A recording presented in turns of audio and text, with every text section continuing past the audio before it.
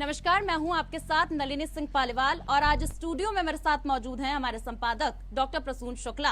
और आज देश में सबसे तेज नतीजों से लोकसभा चुनाव के नतीजों से हम आपको रूबरू करवाएंगे। और इसी बीच सीधा रुख कर लेते इस वक्त की बड़ी खबर का। देश भर में आज मतगणना 8 बजे शुरू होगी। मतगणना 12 बजे आ सकता है पहला नतीजा।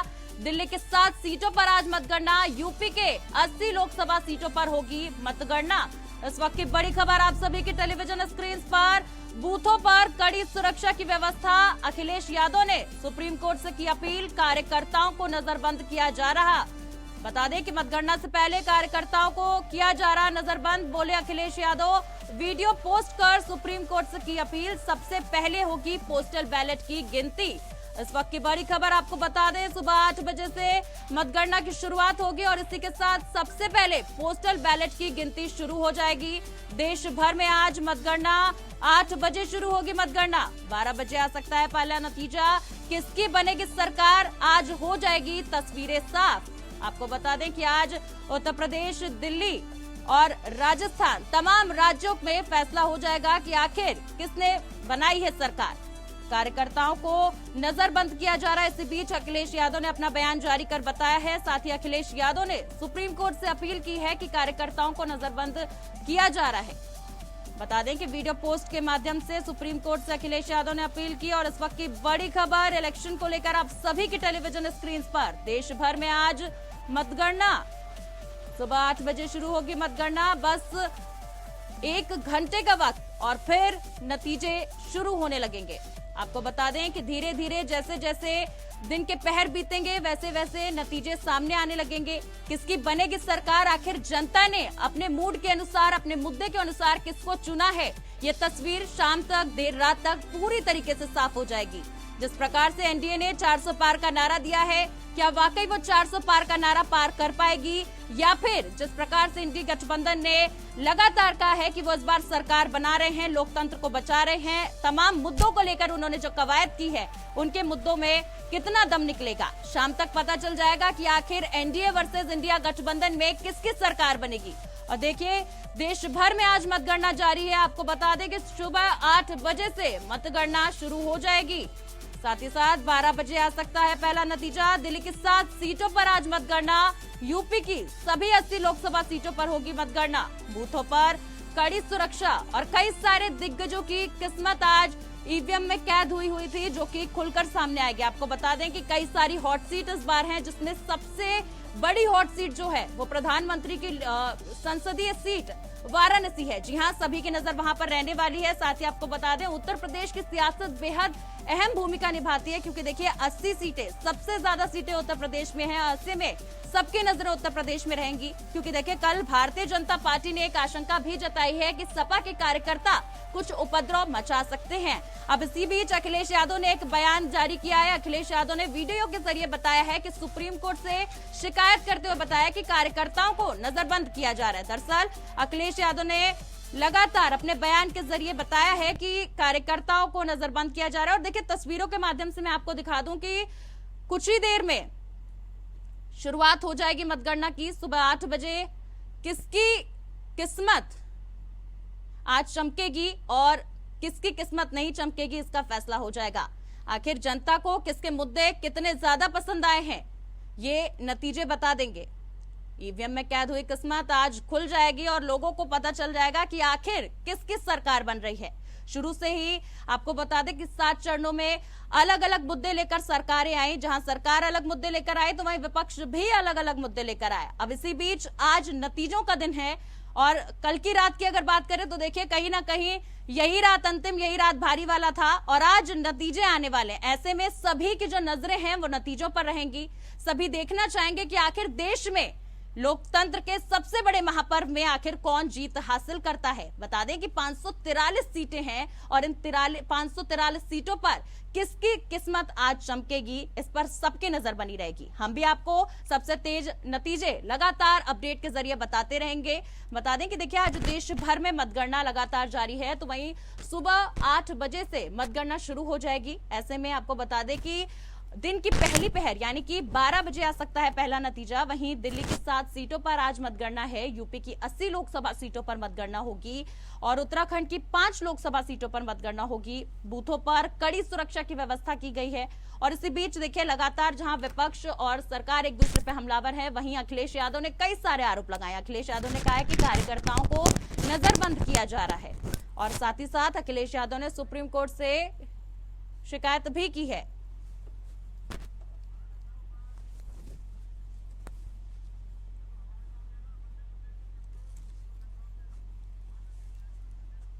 और चलिए आज इसी खबर पर इसी पूरी अहम चर्चा करने के लिए हमारे साथ लखनऊ से विशेष संवाददाता आनंद सिंह जुड़ चुके हैं और वही हमारे साथ मध्य प्रदेश से संतोष भी जुड़ चुके हैं।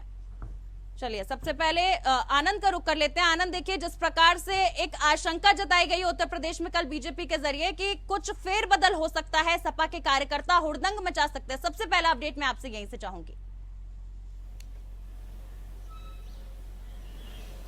बिल्कुल नली, देखिए ये आज जिस दिन चुनाव संपन्न हुआ है 1 जून को, उसके बाद से ये तमाम तरह की चीजें आने लगी। समाजवादी पार्टी हो चाहे कांग्रेस हो, यानी विपक्षी गठबंधन के जो तमाम नेता थे वो लगातार इस बात का दावा करते रहे कि जो बीजेपी है वो मतदान को धीरे करा सकती है, मिली भगत हो सकती है, मतगणना में देरी हो सकती है, धांधली की जा सकती है। इसको लेकर एक पूरा माहौल बनाया गया और इसी को लेकर भारतीय जनता पार्टी ने भी कुछ शंकाएं जाहिर की और ये कहा गया कि समाजवादी पार्टी के जो नेता है, कांग्रेस के जो नेता है, जिस तरह के बयानबाजी कर रहे हैं उससे यह साफ जाहिर होता है कि कहीं ना कहीं एक माहौल बनाने की तैयारी हो रही है, कहीं ना कहीं एक विरोध प्रदर्शन के विरोध करने की तैयारी हो रही है। और इसको देखते हुए ही चुनाव आयोग से कल बीजेपी के प्रतिनिधिमंडल ने भेंट की, दोनों deputy CM Keshav Prasad Maurya post किया है, शामिल थे जल शक्ति मंत्री स्वतंत्र आनंद जी वहां पर मौजूद थे। आवाज आ रही है आपको? उन्होंने कहा कि चुनाव आयोग से निष्पक्ष जांच की। जी आनंद जी, अखिलेश यादव ने जो पोस्ट किया है उसमें लग रहा है कि एक गली में कुछ पुलिस वाले खड़े हैं। आप मानेंगे कि वास्तव में कार्यकर्ताओं को नजरबंद किया जा रहा है या पुलिस की चौकसी बढ़ाई जा रही है? देखिए प्रसून जी, ये एक तरह से चौकसी, क्योंकि कल जो प्रेस कॉन्फ्रेंस हुई, जो गृह सचिव प्रमुख सचिव गृह थे दीपक कुमार एसीएस और जो डीजीपी हैं उत्तर प्रदेश के प्रशांत कुमार, उन्होंने जो साझा प्रेस कॉन्फ्रेंस की उसमें उन्होंने साफ तौर पर कहा कि इस तरह के इनपुट्स मिले हैं कि कुछ हुड़दंग किया जा सकता है, उसको लेकर पूरी तैयारी है और अगर ऐसा कहीं होता पाया जाएगा तो उत्तर प्रदेश पुलिस सख्ती से निपटेगी। ये स्पष्ट संकेत उन्होंने कल दिया था और जिसको लेकर ये तमाम कवायद ऐसा माना जा रहा है कि ये कवायद उसी का एक हिस्सा है कि किसी तरह का उपद्रव न होने पाए, किसी तरह की कहीं भीड़ इकट्ठा नहीं होने दी जाए या जो एक माहौल बनाने का प्रयास किया जा रहा है उसको समय रहते ही न्यूट्रलाइज कर दिया जाए। इस तरह को देखते हुए हालांकि अखिलेश यादव ने इसको ट्वीट किया है और उन्होंने ये साफ तौर पर कहा है कि ऐसे अधिकारियों के खिलाफ, ऐसे पुलिसकर्मियों के खिलाफ कार्रवाई होनी चाहिए। सीधे तौर पर उन्होंने भारतीय जनता पार्टी पर इसको लेकर हमला बोला है। जी, और हमारे साथ देखिए मध्य प्रदेश से लगातार हमारे संवाददाता संतोष भी बने हुए हैं। संतोष, देखिए सबसे पहले यही जानना चाहेंगे कि मतगणना केंद्रों पर कुछ ही देर में गिनतियां शुरू हो जाएंगी, ऐसे में क्या कुछ सुरक्षा के लिहाज से इंतजाम वहां पर किए गए हैं? क्योंकि देखिए अनहोनी की आशंका लगातार कार्यकर्ता जताते रहते हैं। संतोष, क्या आप मुझे सुन सकते हैं? चलिए सीधा रुक कर लेते हैं। आनंद जी हमारे साथ लगातार बने हुए। आनंद जी, देखिए सीधा यही सवाल है कि देखिए जिस प्रकार से कल आशंकाएं जताई गई और उसके बाद आज उत्तर प्रदेश की अगर बात की जाए तो 80 सबसे ज्यादा सीटें उत्तर प्रदेश में हैं, काफी बड़ा वर्चस्व रखती हैं। कहते हैं कि दिल्ली की गद्दी का रास्ता उत्तर प्रदेश की सीटों से होता हुआ जाता है। तो ऐसे में सुरक्षा के लिहाज से क्या कुछ इंतजाम किए गए? किस प्रकार की तस्वीरें मतगणना केंद्रों से आ रही है? आगे बढ़ाना, आगे बढ़ाना।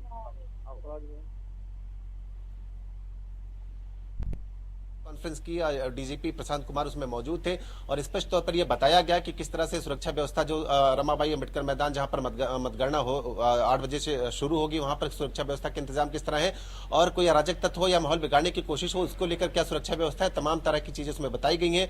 जहां तक मतगणना स्थल की बात है नलनी, तो मैं आपको बता दूं कि त्रिस्तरीय यानी 3 लेयर की सुरक्षा व्यवस्था वहां पर दी गई है। 100 मीटर की परिधि से ही वहां पर बैरिकेडिंग है, वहां पर किसी की एंट्री अंदर नहीं होगी। जो सबसे आउटर लेयर है यानी जो तीसरी लेयर होगी होगी। वहां पर जो क्षेत्रीय पुलिस है, स्थानीय पुलिस है, उसकी तैनाती वहां पर की गई है। जो सेकंड लेयर है वहां पर जो राज्य पुलिस बल है, पीएससी हो गया है, तमाम दूसरे बल है, उनकी तैनाती की गई है। और जो मतगणना स्थल है जहां पर मतगणना की जाएगी वहां पर जो सीएपीएफ है यानी जो अर्धसैनिक बल है उनके जवानों की तैनाती की गई है। तो इस तरह की त्रिस्तरीय सुरक्षा व्यवस्था मतगणना स्थल पर की गई है। इसके साथ ही साथ ड्रोन कैमरों की मदद ली जाएगी। तमाम तरह के जो सुरक्षा इंतजाम वहां पर किए गए हैं, न सिर्फ सुरक्षा इंतजाम किए गए हैं बल्कि जो नल्ली मतदान कर्मी है उनके सुविधाओं का भी पूरा ख्याल रखा गया, क्योंकि गर्मी का मौसम है, भीषण गर्मी जिस तरह पूरे चुनाव में पड़ी है, जिस तरह से सूचनाएं, कुछ दुखद सूचनाएं आई हैं, उसके बाद तमाम इंतजाम किए गए हैं, चाहे पानी की व्यवस्था हो या तमाम आनंद जी, ये बात हो गई सुरक्षा व्यवस्था की। खराब होती है अब आज के दिन राजनीति की भी बात कर लेते हैं।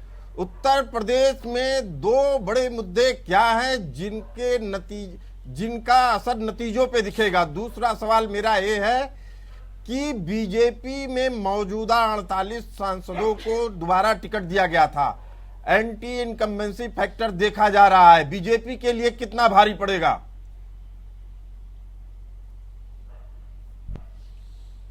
हाँ, देखिए प्रसून जी, सबसे पहले तो कि जो मुद्दों की बात थी, तो जो मुद्दा था भारतीय जनता पार्टी की अगर बात करें, प्रधानमंत्री मोदी के नेतृत्व में पूरा चुनाव लड़ा गया है, तो विकास को उन्होंने सबसे पहले मुद्दा बनाया था। और आपने देखा होगा कि अमूमन जितनी भी उनकी रैलियां रही हैं उसमें जो सरकार के जन कल्याणकारी योजनाएं थी, चाहे उज्ज्वला योजना रही हो, चाहे मुफ्त राशन की बात रही हो, चाहे मुफ्त बिजली की बात रही हो, आवास की बात रही हो, तमाम तरह के मुद्दे उन्होंने भुनाए हैं, तमाम तरह की बातें की हैं।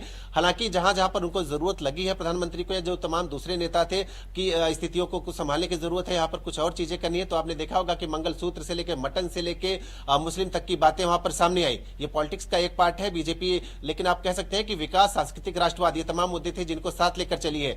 विपक्ष की अगर बात करें तो विपक्ष का जो पूरा कैंपेन था प्रसून जी, अगर आप ध्यान दें तो उस पर जो संविधान को बचाने की लड़ाई, यानी जो बीजेपी ने 400 पार का नारा दिया, उसको विपक्ष ने कुछ इस तरह से मोल्ड करने की कोशिश की कि ये दिखाने का प्रयास किया गया कि अगर बीजेपी एब्सोल्यूट मेजॉरिटी या उससे भी अधिक मेजॉरिटी के साथ सत्ता में आती है तो संविधान से छेड़छाड़ की जाएगी। तमाम जगहों पर राहुल गांधी हो, अखिलेश यादव हो, उन्होंने कॉन्स्टिट्यूशन की प्रतियां भी दिखाई लोगों को, बताया कि किस तरह से संविधान से छेड़छाड़ की जा सकती है। पीडीए का मुद्दे को अहम बनाया समाजवादी पार्टी कांग्रेस ने, पिछड़ा, दलित, अल्पसंख्यक, साथ ही साथ जो उनका मैनिफेस्टो था, चाहे वो जातिगत जनगणना की बात कही हो या जो वेल्थ रिडिस्ट्रीब्यूशन की तमाम बातें चलती रही है, उसको लेकर उन्होंने मुद्दे को भुनाने की कोशिश की है। और कहीं ना कहीं जो जमीन पर अगर आप देखेंगे तो कुछ ना कुछ इस मुद्दे का असर होता जरूर दिखाई दिया है। जिस तरह से एग्जिट पोल के 8 बजे से नतीजे आने में महज कुछ समय की देरी है, इसलिए पूछ रहा हूं, जो बीजेपी ने 48 सांसदों को रिपीट किया, एंटी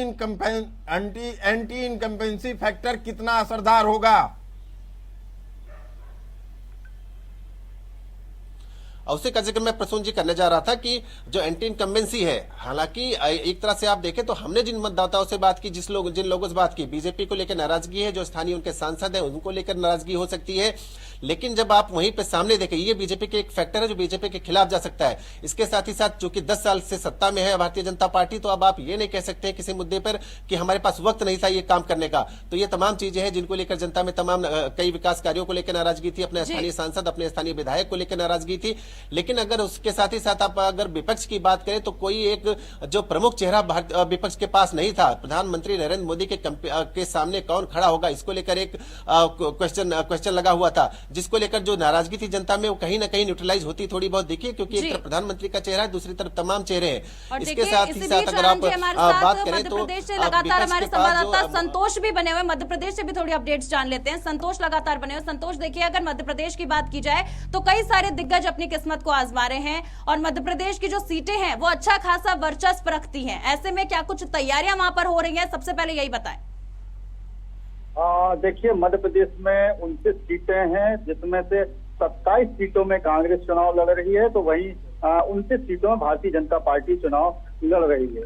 तो फिलहाल अगर बात की जाए तो मध्य प्रदेश में अभी जो मतगणना है 8 बजे प्रारंभ होगी, जिसमें पहले बैलेट पेपर की काउंटिंग होगी, उसके आधे घंटे बाद ईवीएम की काउंटिंग होगी। जी, साथ ही संतोष, अगर एग्जिट पोल्स की बात की जाए तो मध्य प्रदेश में भारतीय जनता पार्टी काबिज होते नजर आ रही थी, और देखिए आज नतीजों का दिन है, तो ऐसे में क्या कुछ समीकरण बनते नजर आ रहे हैं, उसके बारे में भी दर्शकों को बताएं।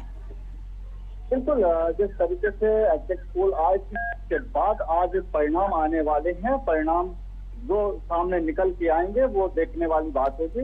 कि फिलहाल एग्जिट पोल में 25 सीटें से 4 बीजेपी को बताया गया, 25 से 26 सीटें, वहीं 4 से 5 सीटें कांग्रेस को बताई गई। अब कुछ ही समय की बात है, रुझान आना 8:30-9 बजे से चालू हो जाएंगे। वही मैं आपको संतोष, दो बड़े सवाल है एमपी में, मध्य प्रदेश को लेकर 2 बड़े सवाल हैं। पहला सवाल ये है कि शिवराज की भूमिका 2005 के बाद पहली बार हो रहा है कि शिवराज सिंह चौहान मुख्य धारा में नहीं दिख रहे हैं। वो प्रचार किए, लेकिन मुख्यमंत्री के तौर पे जिनका औरा था उसका बाद वो औरा खत्म होता दिख रहा है। उसका बीजेपी को नुकसान हो रहा है या फायदा हो रहा है? दूसरा सवाल है कि जब टिकट का बंटवारा हो रहा था तो कांग्रेस ज्यादा सतर्कता बरती है, क्या उसी का खामियाजा बीजेपी को उठाना पड़ेगा या बीजेपी मोदी के नाम पे अपना तूफानी असर छोड़ जाएगी? हाँ बिल्कुल, जो आपका पहला प्रश्न है मैं उससे बात करता हूँ कि जब शिवराज सिंह 2023 में जब विधानसभा चुनाव हुआ तो वो एक योजना लेके आए थे, लाडली बहन योजना, जिसके चलते उनको बम्पर मतदान, भारतीय जनता पार्टी को बम्पर वोटें मिली और 163 सीट से विधानसभा का चुनाव जीते। जैसे ही रिजल्ट आया उसी समय से ही शिवराज सिंह चौहान को लगने लगा था कि अब मुख्यमंत्री पद में नहीं रखा जाएगा, और लेकिन मुख्यमंत्री पद में बने रहने के लिए शिवराज सिंह चौहान ने कहा था कि मैं नरेंद्र मोदी को, भारतीय जनता पार्टी को मध्य प्रदेश की 29 सीटें ला के दूंगा, और ये जो बयान है छिंदवाड़ा में दिया था। उसके बाद अगर भारतीय जनता पार्टी की 28 सीटें अभी मौजूदा हालात में थी, अगर उसमें से भी अगर कुछ सीटें कम होती हैं तो एक शिवराज सिंह की जो बात कही गई थी उसमें एक बड़ा प्रश्न खड़ा हो जाएगा कि अगर शिवराज सिंह को मुख्यमंत्री बनाया जाता हो सकता है 29 सीटें आती। जी बिल्कुल संतोष, आप लगातार बने रहिए हमारे साथ लगातार लखनऊ से आनंद जी जुड़े हुए हैं, हमारे विशेष संवाददाता है। आनंद जी, देखिए जिस प्रकार से थोड़ी देर में तस्वीरें अभी धीरे धीरे कर साफ होने लगेंगी, लेकिन उत्तर प्रदेश की जो 80 सीटें हैं काफी अच्छा वर्चस्व रखते हैं। और देखिए प्रसून जी, गौर फरमाने वाली बात यह है कि सभी की नजरें उत्तर प्रदेश की तमाम 80 सीटों पर रहने वाली है। जी 80 सीटें तो महत्वपूर्ण है, मैं आपको फिर बता रहा हूं जी। जो जमीनी, हम लोग भी फील्ड रिपोर्टिंग किए हैं, उत्तर प्रदेश के पूर्वी उत्तर प्रदेश का हिस्से का दौरा मैंने किया, वहां जो 48 सीटों पे सांसद रिपीट किए गए, वो अयोध्या की बात की जाए, मैं बड़ी बात कह रहा हूं, आप ध्यान से सुनिएगा कि अयोध्या तक की सीट बीजेपी के लिए कांटे का मुकाबला साबित होगा। बस्ती हो गया, सिद्धार्थनगर हो गया, संत कबीर नगर हो गया, चंदौली हो गया, गाजीपुर हो गया, कई ऐसी सीटें हैं जिसपे केवल कैंडिडेट रिपीट करने के कारण एंटी इनकम्बेंसी फैक्टर का मुकाबला बीजेपी को करना पड़ सकता है। हालांकि बीजेपी आशावान है, मोदी की यादी में कोई भी फैक्टर नहीं काम करेगा। इसी से देखिए एक जुड़ा सवाल मैं आपसे आनंद जी लेना चाहूंगी कि देखिए आजमगढ़ की सीट काफी हॉट सीट मानी जाती है, ऐसे में क्या लगता है भारतीय जनता पार्टी के खेमे में ये सीट क्या इस बार भी जा सकती है?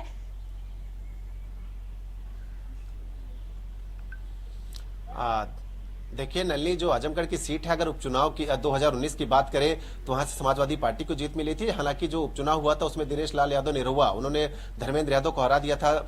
लेकिन इस बार मुकाबला काफी कठिन है, क्योंकि अगर पॉलिटिकली देखें आप आजमगढ़ की सीट, तो आजमगढ़ और लालगंज ये 2 क्षेत्र आते हैं जहां 5-5 विधानसभा सीटें हैं और कुल मिलाकर 10 विधानसभा सीटें, 10 पर समाजवादी पार्टी का कब्जा है। जातिगत अगर बात करें तो जो ओबीसी वोटर्स हैं, SC/ST वोटर्स और मुस्लिम वोटर्स, इनकी बहुत बड़ी संख्या यहाँ पर है। तो ऐसे में भारतीय जनता पार्टी के लिए काफी टफ मुकाबला होने वाला है।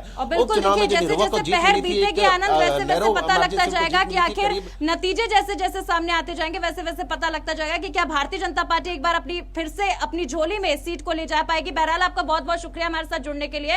और इसी बीच बोकारो से हमारे संवाददाता नीरज भी हमारे साथ जुड़ रहे हैं तमाम अपडेट्स के साथ। प्रसून जी, देखिए अगर बोकारो का जिक्र किया जाए, झारखंड का जिक्र किया जाए, तो सबसे ज्यादा आदिवासी समाज वहां पर रहता है और उसको साधने की कवायद शुरुआत से ही प्रधानमंत्री ने इस चुनाव में की है। ऐसे में लगातार जिस तरीके से आदिवासी समाज को साधने की कोशिश की, आखिर वो मुद्दा कितना सक्रिय रहा है इस बार, नीरज से जान लेते हैं। नीरज हमारे साथ जुड़ चुके हैं। नीरज, देखिए इस बार झारखंड को साधने की कवायद प्रधानमंत्री और तमाम भारतीय जनता पार्टी ने बहुत बड़े स्तर पर की है। ऐसे में क्या वो कौन से अहम मुद्दे रहे जो झारखंड में सबसे ज्यादा सक्रिय रहे चुनावों के दौरान?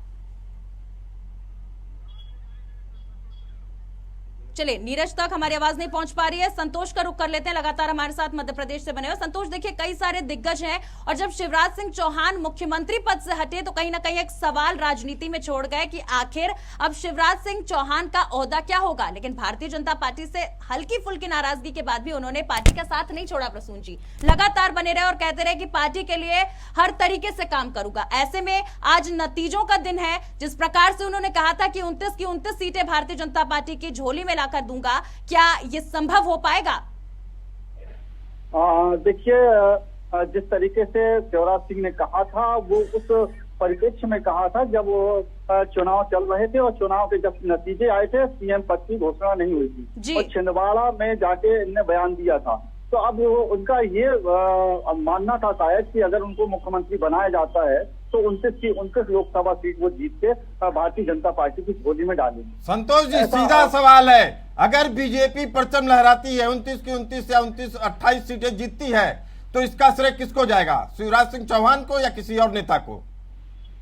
बिल्कुल, अगर 29 की 29 सीट अगर भारतीय जनता पार्टी जीतती है तो जिस प्रकार से विधानसभा चुनाव 2023 में नरेंद्र मोदी के चेहरे को ही प्राथमिकता दी गई थी, किसी नेता को नहीं, तो जाहिर सी बात है कि ये 29 सीटों का जो श्रेय है ये प्रधानमंत्री नरेंद्र मोदी को ही जाने वाला है।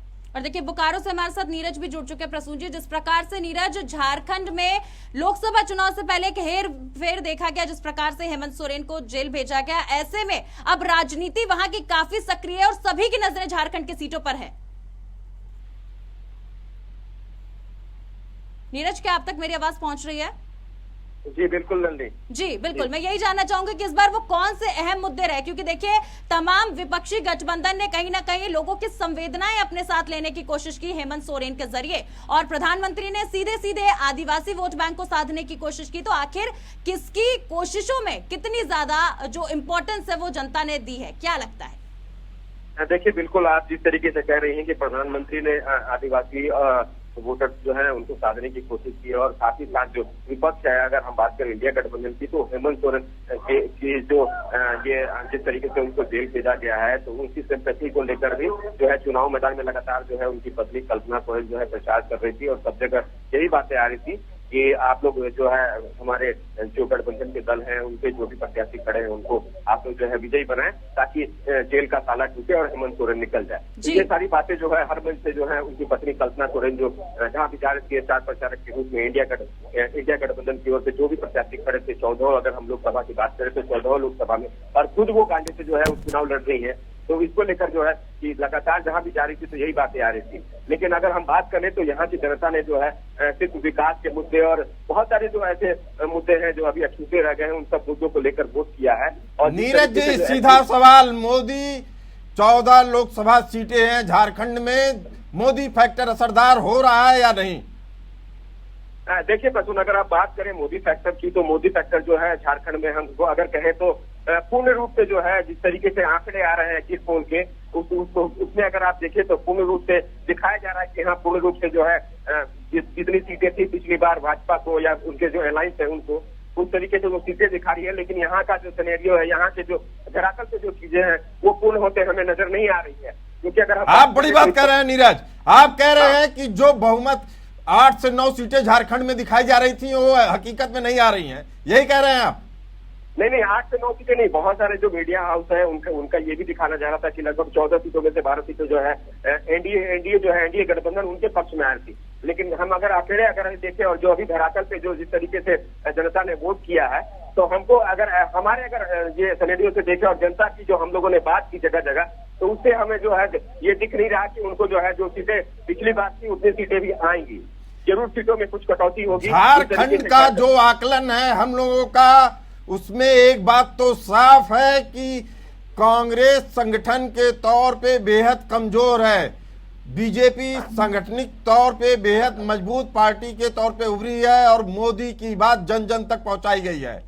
एक बात तो साफ है। दूसरा, करप्शन के नाम पे हेमंत सोरेन जेल के अंदर है, अब पॉपुलरिटी उसका उनको लाभ मिलेगा या हानि होगी या अभी चंद मिनटों में साबित हो जाएगा। विपक्ष अपने पक्ष में माहौल नहीं बना पाया, ये भी एक बात सामने आ रही है। नीरज, आप इस बात से सहमत हैं? बिल्कुल, आप से लेकिन सहमत है, लेकिन अगर कांग्रेस की जिस तरीके से आप संगठन की बात कर रहे हैं तो कांग्रेस का संगठन वाकई में अगर हम बात करें तो झारखंड में उतनी मजबूती से नहीं है, लेकिन अगर हम झारखंड मुक्ति मोर्चा की बात करें तो उनका संगठन जो है मजबूत है। हालांकि बीजेपी तो चुनाव खत्म नहीं होता है कि दूसरे चुनाव में जो है वो चुनावी मूड में लग जाती है। उनके जो भी कार्यकर्ता है वो चाहे बूथ स्तर के हो, चाहे आपके गली मोहल्ले के हो, जितने भी कार्यकर्ता है वो, जैसे अभी आप लोकसभा चुनाव अभी आरंभ है, आज जो है गिनती हो रही है। आज गिनती के बाद आज जैसी यहाँ पे आज प्रक्रिया खत्म होगी, उसके बाद फिर से जो है भाजपा के जो कार्यकर्ता है वो चुनावी मूड में आते हैं। और देखिए प्रसून जी, लगातार हमारे साथ संतोष भी मध्य प्रदेश से बने हुए। संतोष, देखिए लगातार अब पूरे दिन सियासी दौर जो है चलता रहेगा। ऐसे में मध्य प्रदेश के सीएम यानी कि मोहन यादव का एक बयान सामने आया और वो कहते नजर आए कि हम बड़े बहुमत से विजय यात्रा की तैयारी करने वाले हैं। देखिए विजय यात्रा में शामिल होने वाले, कहीं ना कहीं उन्होंने बता दिया है कि अब की बार 400 पार होने वाला है। बिल्कुल, जिस तरीके से नरेंद्र मोदी ने 400 पार का नारा दिया था कि भारतीय जनता पार्टी को 370 पार और एनडीए की 400 पार, तो इसमें अभी भी और जिस प्रकार से उनके भारतीय जनता पार्टी के फेवर में एग्जिट पोल आए हैं तब से और उत्साहित हैं। और फिलहाल कोई भी बड़ा नेता है ये मानने के लिए तैयार नहीं है कि रिजल्ट उनके विपरीत आएगा। सभी इसी तैयारी में लगे हैं। संतोष जी, राम मंदिर का मुद्दा कितना अहम साबित होने जा रहा है इस लोकसभा चुनाव में? देखिए, मध्य प्रदेश में अगर राम मंदिर की बात की जाए तो राम मंदिर का मुद्दा उतना असर नहीं दिखाई दिया, लेकिन कुछ तो असर था मध्य प्रदेश के अंदर राम मंदिर का। लेकिन जिस तरीके से राम मंदिर का मुद्दा सामने आया था कि चुनाव का महत्वपूर्ण मुद्दा बनेगा, उस तरीके से बन नहीं पाया। नीरज जी, राम मंदिर का मुद्दा झारखंड में कितना असरदार? आपको मैं बता दूं कि राम मंदिर के मुद्दे की अगर बात करें तो राम मंदिर का मुद्दा जो है सभी मंच से जितने भी स्टार प्रचारक आ रहे थे, हम या तो बात करें राजनाथ सिंह की बात करें या फिर जेपी नड्डा की बात करें या स्वयं प्रधानमंत्री की बात करें, और उसके बाद भी जितने भी स्टार प्रचारक थे, अगर हम बात करें एनडीए के जितने भी स्टार प्रचारक, सभी लोग जो है मन से राम मंदिर का मुद्दा को जरूर उठाने की कोशिश कर रहे थे। और देखिए प्रसून जी, जिस प्रकार से राम मंदिर का मुद्दा इस पूरे चुनाव में उठाया गया, एक गेम चेंजर की तरह से भारतीय जनता पार्टी ने इसका इस्तेमाल किया, इसके जरिए हैट्रिक लगाने की कोशिश की। सियासी दलों के लिए आज का दिन कयामत का दिन है। जी हाँ, आज किसी की सियासी दुनिया बसेगी तो किसी की सियासी दुनिया उजड़ेगी। मंगलवार का दिन किसी के लिए मंगलकारी साबित होगा तो किसी के लिए अमंगलकारी। बस अब चंद घंटों का इंतजार है, लेकिन नतीजों के आने से पहले सभी के अपने अपने दावे हैं। बीजेपी गठबंधन एग्जिट पोल्स के नतीजों से गदगद हो रही है, तो बीजेपी को विश्वास है कि 400 पार का नारा सच होने वाला है। वहीं विपक्ष एग्जिट पोल पर सवाल उठा रहा है। विपक्षी गठबंधन इंडिया ने सभी एग्जिट पोल्स को झूठा बताते हुए खुद की जीत का दावा किया है। विपक्ष का कहना है कि 4 जून को जब पिटारा खुलेगा तो जनता 295 से ज्यादा सीटें विपक्ष की झोली में डाल देगी। इस बीच कांग्रेस संसदीय दल की अध्यक्ष सोनिया गांधी ने एक बड़ा बयान दिया। कांग्रेस के पूर्व अध्यक्ष ने दावा किया कि 4 जून को चौंकाने वाले नतीजे के लिए तैयार रहिए। अब देखना यह है कि आज जनता क्या फैसला सुनाती है। सबसे पहले पेश है एक रिपोर्ट।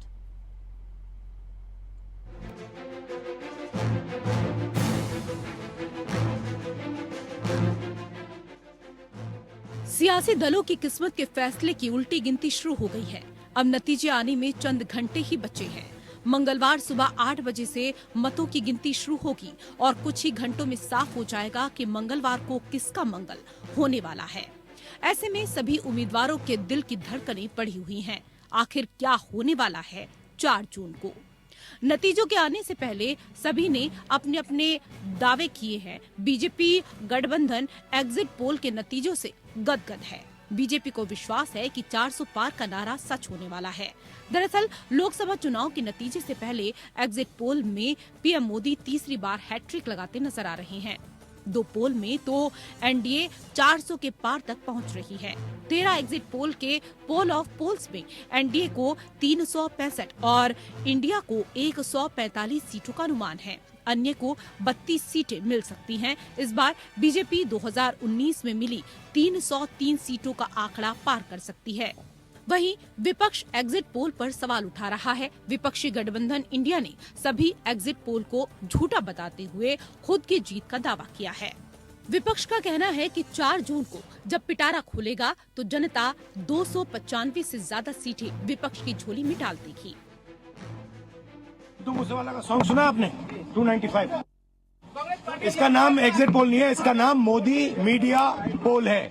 ये मोदी जी का पोल है, फैंटेसी पोल है उनका। Thank you. कितनी सीटें आ रही हैं आपके हिसाब से? सिद्धू मूसेवाला का सॉन्ग सुना आपने 295? 4 तारीख को जब परिणाम निकलेंगे, एग्जिट पोलों का पूरा बदनाम होगा। मेरे से लिखवा लो, सारे एग्जिट पोल फर्जी हैं, बिल्कुल फर्जी हैं, पूरा का पूरा फर्जी है, पूरा एग्जिट पोल फर्जी है। लेकिन असली मुद्दा ये है, इनको गिनती से 3 दिन पहले फर्जी एग्जिट पोल कराने की क्या जरूरत थी? अब लोकसभा चुनाव के लिए वोटों की गिनती से एक दिन पहले कांग्रेस संसदीय दल की अध्यक्ष सोनिया गांधी ने बड़ा बयान दिया है। कांग्रेस की पूर्व अध्यक्ष ने दावा किया कि 4 जून को चौंकाने वाले नतीजों के लिए तैयार रहिए। Ma'am, what are your expectations for tomorrow, ma'am? Any comments, please? Ma'am, exit polls are giving majority to NDA. Ma'am, are you? We just have to wait and see. Side, please. विपक्ष जीत का दावा कर रहा है, साथ ही BJP और मोदी सरकार पर हमलावर भी है। समाजवादी पार्टी के राष्ट्रीय अध्यक्ष अखिलेश यादव ने लोकसभा चुनाव की मतगणना से एक दिन पहले बीजेपी पर जोरदार हमला बोला। राजधानी लखनऊ स्थित सपा प्रदेश मुख्यालय पर आयोजित प्रेस कॉन्फ्रेंस में अखिलेश यादव ने बीजेपी सरकार की 10 साल की नाकामियों को गिनाया। महंगाई, बेरोजगारी, किसानों का मुद्दा, इलेक्टोरल बॉन्ड सहित कई मुद्दों पर अखिलेश यादव ने करारा प्रहार किया। फॉर्म 17C की कॉपी एजेंटों के पास है, लेकिन उसमें ये भी जानकारी होनी चाहिए आपको कि 17C एजेंट के दस्तखत नहीं होते हैं, लेकिन एजेंट के पास वो फॉर्म 17C होता है, उसे जानकारी होती है कितना वोट पड़ा है। ये हमारी पार्टी के कार्यालय में हमारे पास पूरे हैं, क्योंकि हमें पता था कि बीजेपी किसी भी साजिश षड्यंत्र में शामिल हो सकती है, इसलिए जानकारी पूरी हम लोगों ने डे 1 से रखी है। अरे एक ही बिरादरी के सब सवाल पूछोगे, इसका मतलब प्रेस धन्यवाद दे दें। बहुत धन्यवाद आपका, क्योंकि एक ही बिरादरी से पूछवा रहे हो सवाल। धन्यवाद, ये सब सेटिंग आपकी भी है। चलिए धन्यवाद। इन राजनीतिक बयानबाजियों के बीच पूरी दुनिया की नजरें भी भारत के लोकसभा चुनावों के परिणाम पर लगी हुई हैं। कई अंतर्राष्ट्रीय मीडिया संगठनों ने एग्जिट पोल की खबरों और उसके विश्लेषण को अपने प्लेटफॉर्म पर जगह दी है। रूस, ब्रिटेन, चीन, पाकिस्तान, बांग्लादेश, यूएई समेत कई देशों की मीडिया ने एग्जिट पोल के नतीजों को प्रमुखता से कवर किया है। पाकिस्तान के प्रमुख अखबार डॉन ने लिखा, 2 एग्जिट पोल का सारांश निकाला जाए तो भारत की सत्ताधारी national democratic alliance (NDA) Lok Sabha की सीटों में 350 सीटें जीतती नजर आ रही है। चीन के सरकारी अखबार ग्लोबल टाइम्स ने लिखा, एग्जिट पोल के नतीजों से पता चलता है कि प्रधानमंत्री मोदी लगातार तीसरी बार जीत हासिल करने वाले हैं। एक्सपर्ट के हवाले से चीनी अखबार ने लिखा कि मोदी जीत के बाद अपनी घरेलू राजनीति और विदेश नीति में कोई बदलाव नहीं करेंगे और भारत के आर्थिक विकास को और बढ़ावा देने की अपनी कोशिश जारी रखेंगे। वहीं अमेरिकी मीडिया कंपनी ब्लूमबर्ग ने एग्जिट पोल से जुड़ी खबर को प्रकाशित करते हुए शीर्षक दिया है, मोदी चुनावों में भारी जीत के लिए तैयार। रूस के सरकारी न्यूज चैनल रूस टीवी ने कहा, विभिन्न एग्जिट पोल के नतीजों में बताया गया कि प्रधानमंत्री नरेंद्र मोदी की पार्टी भारत के राष्ट्रीय चुनाव में भारी बहुमत से लगातार तीसरी बार सरकार बनाने जा रही है। ब्रिटेन के बड़े अखबार ने सोमवार को प्रकाशित एक रिपोर्ट में कहा कि भारत में चल रहे चुनाव के मतदान खत्म हो चुके हैं और एग्जिट पोल में अनुमान लगाया जा रहा है कि प्रधानमंत्री नरेंद्र मोदी ऐतिहासिक रूप से तीसरा कार्यकाल जीतेंगे। ये हिंदू राष्ट्रवादी नेता मोदी के लिए ऐतिहासिक जीत होगी, जिन्होंने भारत के धर्मनिरपेक्ष लोकतंत्र में महत्वपूर्ण तरीके से बदलाव किया है। भारत का लोकसभा चुनाव देश विदेश में सुर्खियों में है। कयासों का दौर जारी है। दावों प्रतिदावों का दौर भी चरम पर है। अब देखना है कि 4 जून को जनता क्या फैसला सुनाती है। Bureau report, APN।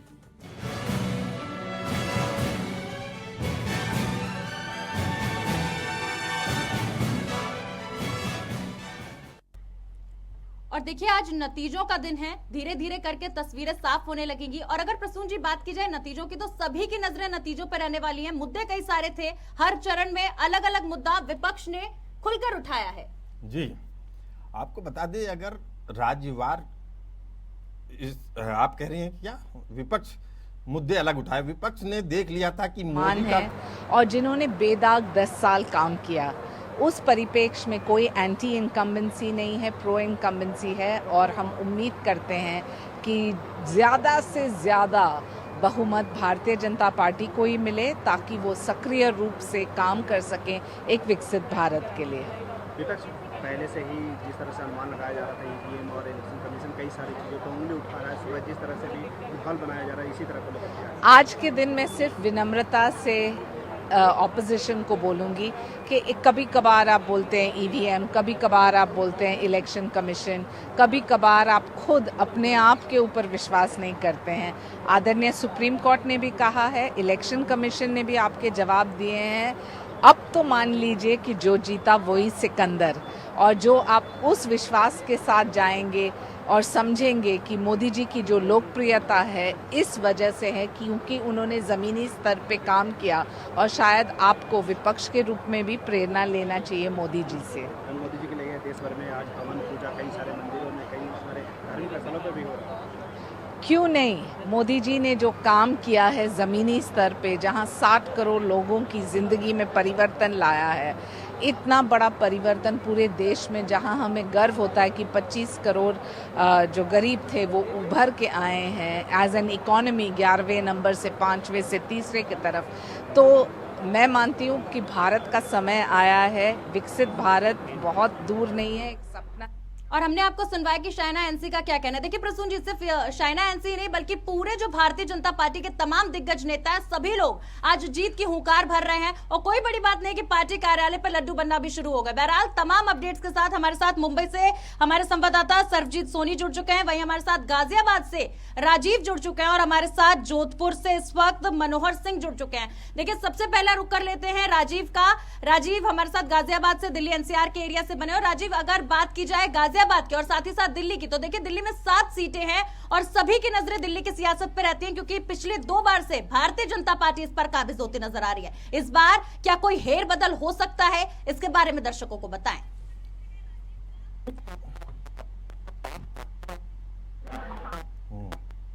राजीव, क्या आप तक आवाज पहुंच रही है?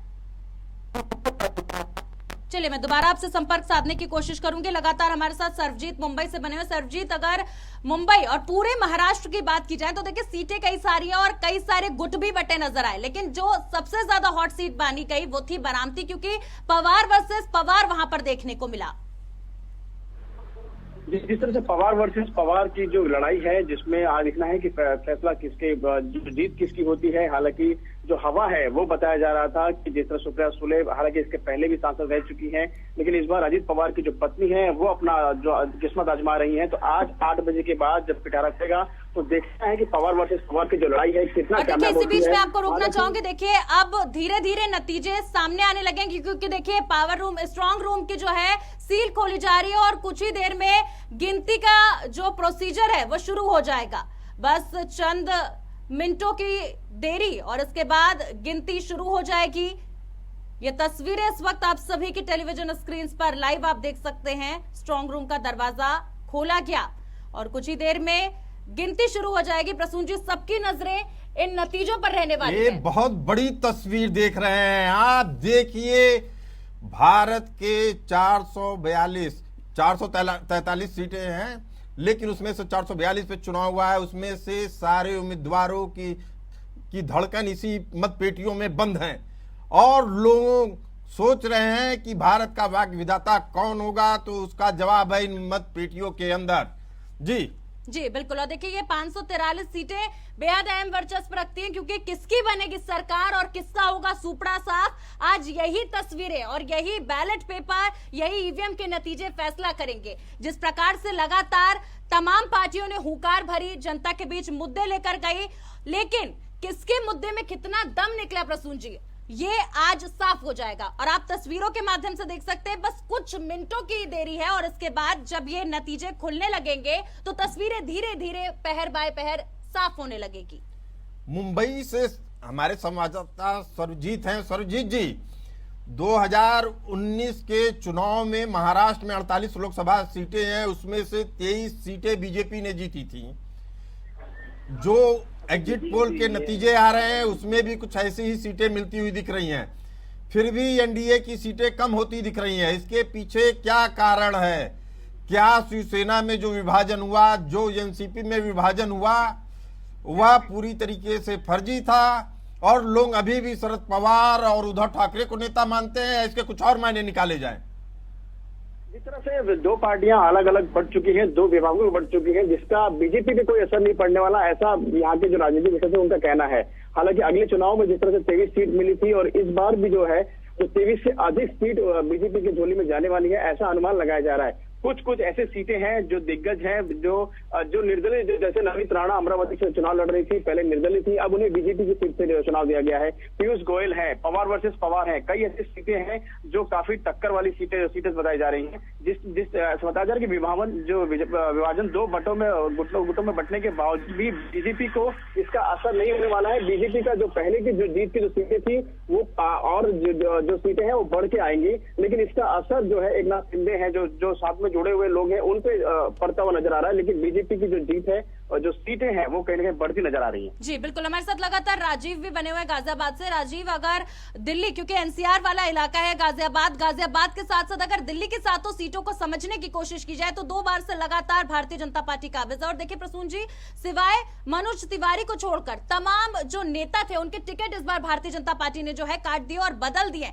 ऐसे में क्या इसका फायदा भारतीय जनता पार्टी को इस बार मिल सकता है या नुकसान देखने को मिलेगा?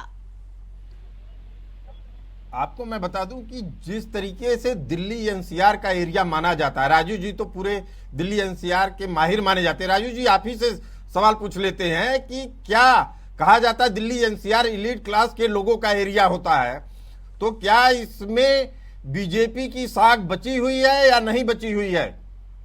राजू जी देखिए प्रसन्न जी, मैं आपको बता दूं कि जिस तरह से दिल्ली और दिल्ली एनसीआर का जो दायरा है वो पूरा बीजेपी में दिख रहा है इस समय। मैं आपको बता दूं जिस तरह से बीजेपी ने जो टिकट काटे थे वो कुछ सोच समझ के काटे थे, क्योंकि जो पुराने लोग हो जाते हैं उनका विरोध भी कहीं ना कहीं देखने को मिलता है। जो मनोज तिवारी थे उनका आकलन काफी हद तक बेहतर दिखाई दिया, तो बीजेपी ने उनका टिकट नहीं काटा। मैं इस समय दावे से कह सकता हूं कि दिल्ली की 7 की 7 सीटों में इस समय बीजेपी का परचम लहराने जा रहा है। क्योंकि जिस तरह से मैंने जनता से बात की है तो जनता का सीधा रुझान है कि देखिए मोदी जी से बेहतर कोई प्रधानमंत्री इस समय देश में नहीं है। तो जो खासकर दिल्ली की जो सीटें हैं वो 7 की 7 सीटें बीजेपी में होने वाली है और यही रिजल्ट आने को देखने को मिलेगा। नोएडा और गाजियाबाद की बात की जाए तो लोग कहते हैं बीजेपी तो जीत ही रही है। अब ये आंकड़ा कितने में रहेगा, 5 लाख पार या 5 लाख से कम? राजू जी सीधा सवाल।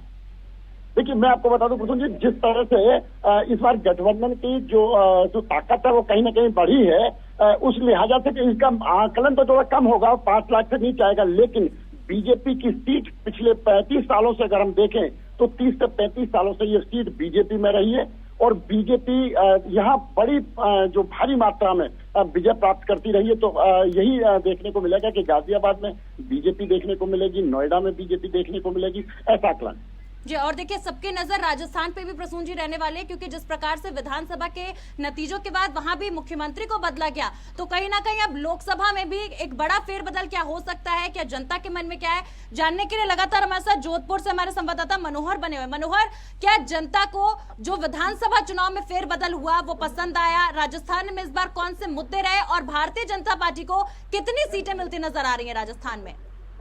देखिए नलिनी, स्पष्ट है कि जिस तरह से विधानसभा चुनाव के अंदर भी इस बार नतीजे बदले हैं और अब लोकसभा चुनाव के आज कुछ ही देर में काउंटिंग शुरू होने वाली है और निश्चित तौर पर जो भारतीय जनता पार्टी लगातार तीसरी बार 25 की 25 राजस्थान की हैट्रिक की बात कर रही है, लेकिन इस बार कहीं ना टफ नजर आ रहा है। जो ओपिनियन पोल आ रही है और धरातल पर जो दावे किए जा रहे हैं उसके हिसाब से यदि देखा जाए तो लगभग इस बार भारतीय जनता पार्टी है लगभग 20 के अंदर सिमटती जा रही है। 4 से 5 सीटें जो है एनडीए या कांग्रेस को कहीं कहीं मिलती नजर आ रही है। दिल्ली में प्रसून जी, देखिए अगर राजस्थान की बात की जाए तो कई सारे मुद्दे उठाए गए, जल का मुद्दा उठाया गया, नारी शक्ति का मुद्दा उठाया गया, साथ ही सुरक्षा का मुद्दा उठाया गया। तो क्या लगता है आपको मुद्दे जनता को समझ में नहीं आ रहे? लगातार हमारे साथ मनोहर, मुझे लग रहा है कि मोदी की लहर में पूरा राजस्थान बह रहा है, लेकिन फिर भी जो सीटों कम की बात हो रही, 25 में से अगर 20 सीटें भी बीजेपी को मिल रही है तो ये बड़ी जीत है। लेकिन मोदी से अपेक्षाएं हमेशा से ज्यादा रही है। पिछली बार अगर 25 में 25 सीटें मिली है तो इस बार भी 25 में 25 ही मिलनी चाहिए। तो ये बीजेपी के साथ थोड़ा ज्यादती होगी। लेकिन फिर भी मनोहर जी से समझना चाहते हैं, जी। कांग्रेस ने 3 सीटों पर सीपीआई, राष्ट्रीय लोकतांत्रिक पार्टी और भारतीय आदिवासी पार्टी से गठबंधन किया था, उसका फायदा कांग्रेस को कितना मिलेगा? देखिए, निश्चित तौर पर ये स्पष्ट है कि जिस तरह से कांग्रेस ने जो गठबंधन राजस्थान के अंदर, चाहे चूरू सीट से हो, नहीं सॉरी सीकर से हो, चाहे वो आदिवासी सीट से हो, चाहे नागौर की सीट से हो, तो निश्चित तौर पर यहाँ कांग्रेस को फायदा मिलता हुआ नजर आ रहा है।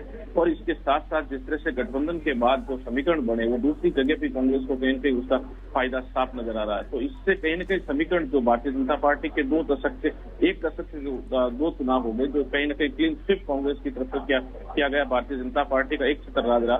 लेकिन इस बार कहीं न कहीं गठबंधन के बाद कांग्रेस को फायदा मिलता हुआ नजर आ रहा है। और देखिए, इसी बीच में आपको तस्वीरें दिखाना चाहूंगी कि बस चंद मिनटों की देरी और जब ये सील खुलना शुरू होगी प्रसून जी, तो तस्वीरें साफ होने लगेंगी कि आखिर किसके मुद्दे कितने ज्यादा काम आए, किसके मुद्दों में दम रहा और किसके मुद्दे बेदम निकले। क्योंकि देखिए, जनता कई सारे मुद्दों को लेकर इस बार चुनाव में उतरी मतपेटियों है। को देखकर नलिनी जी, मैं इन मतपेटियों को देखकर मेरी सांसें थम रही हैं। मुझे लग रहा है कि ये कौन सा सच उगलेंगी जिससे भारत की जनता के दिल की धड़कन रुक सकती है। ये बहुत बड़ी तस्वीर है। और बिल्कुल देखिए, इस बार का चुनाव इसलिए भी बेहद अहम है क्योंकि जिस प्रकार से भारतीय जनता पार्टी ने अकेले अपने दम पर 370 पार करने की बात कही और एनडीए गठबंधन के दम पर 400 पार की हुंकार भरी है, पूरा विपक्ष देखिए प्रसून जी एकजुट हो गया भारतीय जनता पार्टी को हराने के लिए। एक तरफ एनडीए और एक तरफ इंडी गठबंधन बट गया। लेकिन इन दोनों जो गठबंधन है, ये दोनों जो खेमे बटे हैं, आखिर कौन से खेमे के जो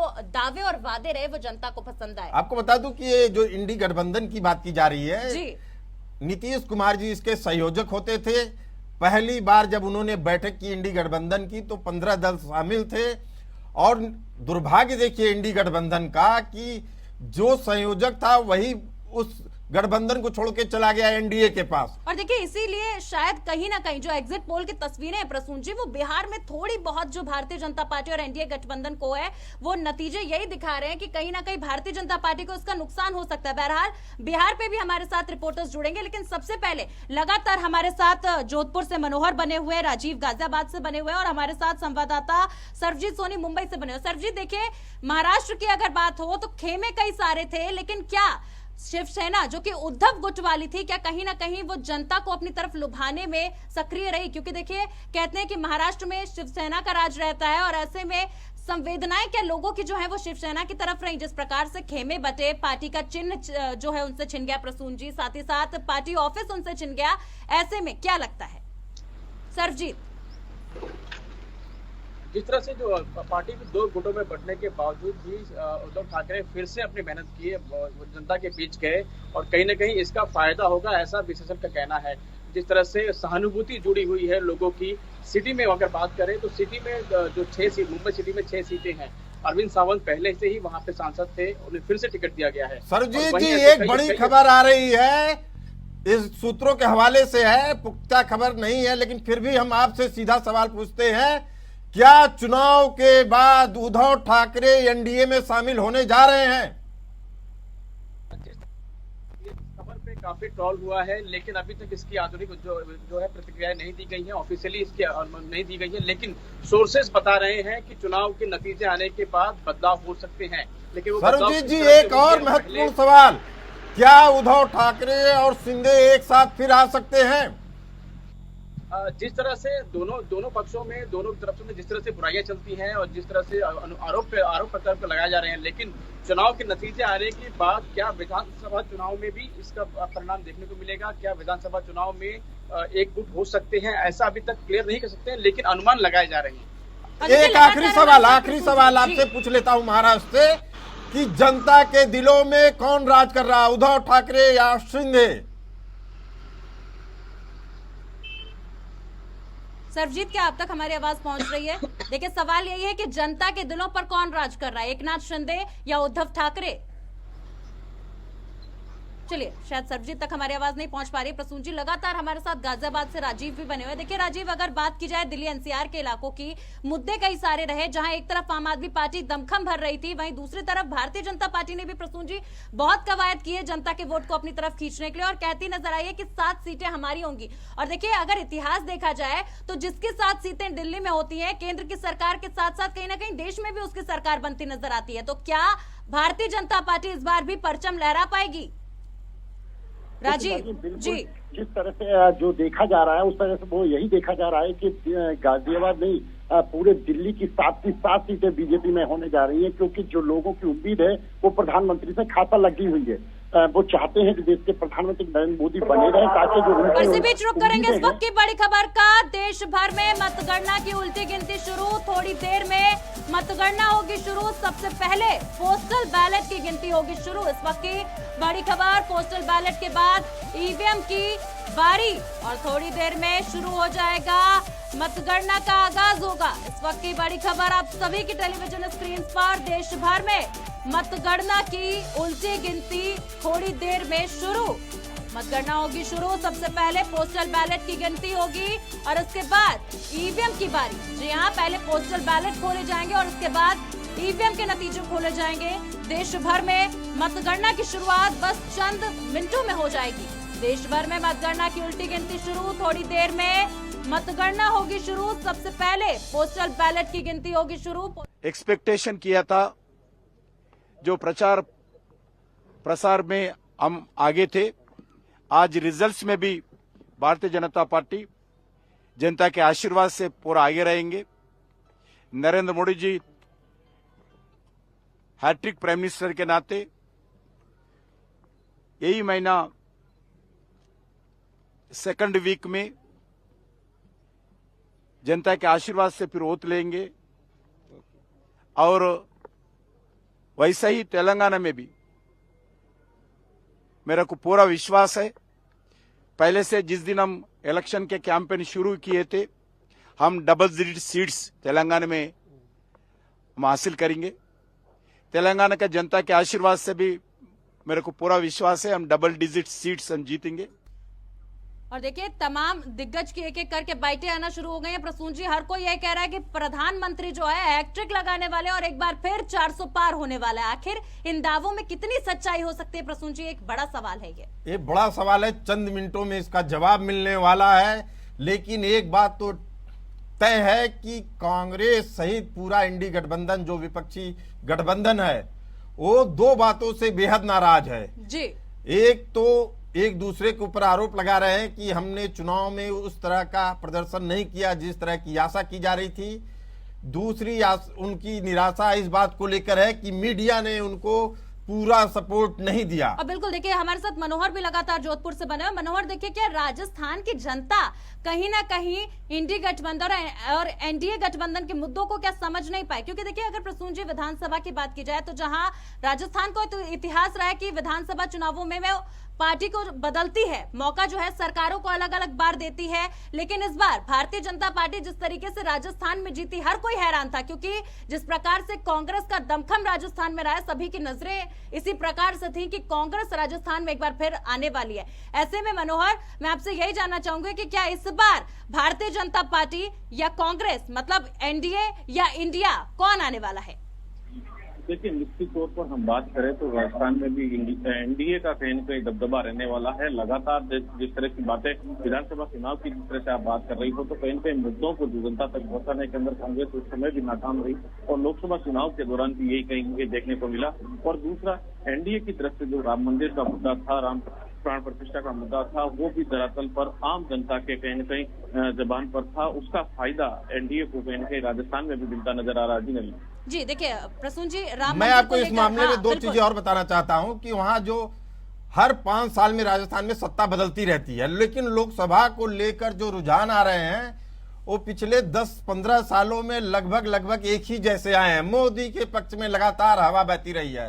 राज्य में भले से कुछ बदलाव दिखे हर 5 साल बाद, लेकिन मोदी को लेकर पूरी राजस्थान की जनता आश्वस्त विश्वस्त नजर आती है। जी और साथ ही साथ प्रसून जी अगर मैं आपको बता दूं कि जिस तरह का माहौल राजस्थान के अंदर है, इस निश्चित तौर पर राजस्थान की राजनीति की बात करें तो प्रदेश की राज के अंदर 5 साल के अंदर परिवर्तन की बात सामने आती है, लेकिन जब बात केंद्र की होती है तो कहीं न कहीं धरातल पर जाते हैं तो उनको केंद्र में मोदी चाहिए।